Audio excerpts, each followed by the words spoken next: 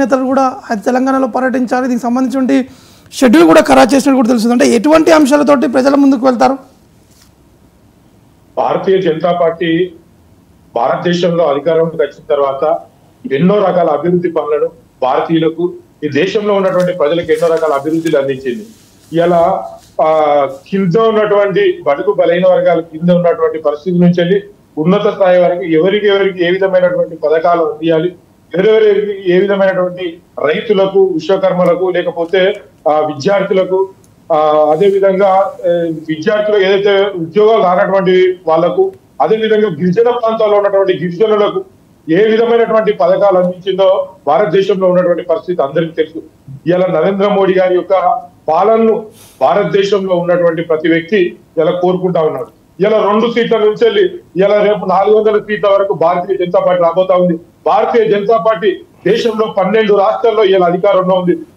మొన్న ఏదైతే కాంగ్రెస్ ప్రాంతంలో ఉన్నటువంటి రాజస్థాన్ లో, మధ్యప్రదేశ్, ఛత్తీస్గఢ్ లాంటి రాష్ట్రాల్లో కూడా ఇలా భారతీయ జనతా పార్టీ అధికారంలోకి వచ్చింది. ఒక రాష్ట్రం తెలంగాణలోనే తక్కువ సీట్లు ఏం లేదు. అప్పటికి మేము డబుల్, అంతకుముందు 6% నుంచి వెళ్ళి ఇలా 14% వచ్చినాం. అదే అంతకుముందు సంవత్సరం 2018 ఎలక్షన్ లో భారతీయ జనతా పార్టీ 6% నుండి ఒక ఎమ్మెల్యే సీటు గెలుచుకున్న తర్వాత వెంటనే పార్లమెంట్ ఎలక్షన్ వస్తే 4 ఎంపీ సీట్లు 19.86% ఇలా భారతీయ జనతా పార్టీ తెలంగాణ రాష్ట్రంలో వచ్చింది.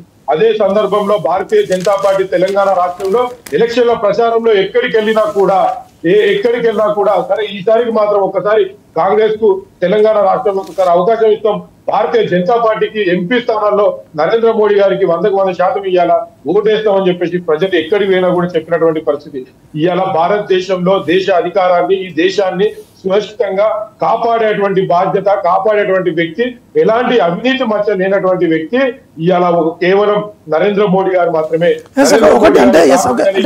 దేశం విషయంగా అంటే మన తెలంగాణ సంబంధించిన విషయంపై చర్చిస్తే తెలంగాణలో రీసెంట్ గా జరిగినటువంటి ఇష్యూస్ కావచ్చు, అదే విధంగా స్కిల్ ఇండియా పేరు మీద, ఇలా జల్ జీవన్ పేరు మీద గ్రామాల్లో అప్పుడు కాంగ్రెస్ పార్టీ అధికారంలో ఉన్నప్పుడు 2014 వరకు జల్ జీవన్ అంటే గ్రామాల్లో ఏదైతే గిరిజన ప్రాంతాలు ఉన్నటువంటి ప్రాంతాలు నీరు అందినటువంటి పరిస్థితి 3.23% మాత్రమే ఉంది.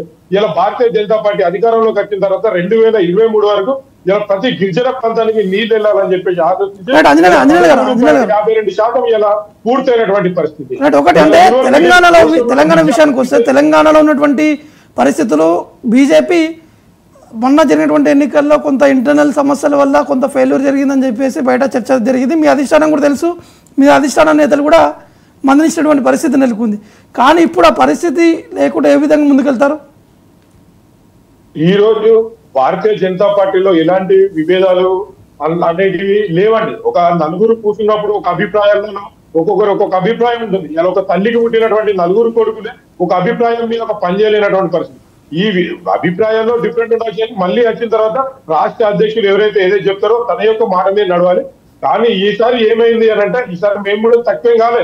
ఇలా 1 సీటు నుంచి 8 సీట్లకు వచ్చినాం. 6.3 నుంచి ఇలా 15% ఇలా 1% పెంచుకున్నాం, మేము పెరిగింది. కానీ రాష్ట్రంలో ఏం జరిగిందంటే కొంచెం మా ఏదైతే కాంగ్రెస్ పార్టీ ఇచ్చినటువంటి 6 గ్యారంటీలు ఏవైతే ఉన్నాయో వాటిని కొద్దిగా వాళ్ళు తీసుకోవడంలో ముందున్నారు. ఇలా మేము తీసుకున్నటువంటి గ్యారంటీలో ఎక్కడ ఉచితాలు లేవండి. ఇలా ప్రజలను ఉచితాలతో మోసం చేయలే.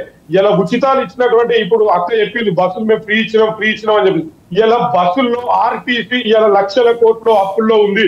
ఇప్పుడు ఈ ఆర్టీసీ ఫ్రీ టికెట్ కారణంగా ఇంకా అప్పులో కూరుకుపోతుంది. ఆ డబ్బు అంతా ఎక్కడి నుంచి సమకూరుస్తారు? ఆ డబ్బు ఎవరిది? ఇలా మేము ఫ్రీ ఇచ్చేటువంటి పైసలు ప్రజల మీద బాధపడతాయి కదా. కేసీఆర్ అవినీతి చేసినప్పుడు ఎందుకు అడగలే అన్న? ఇలా మహిళల అవినీతి మీద మాట్లాడే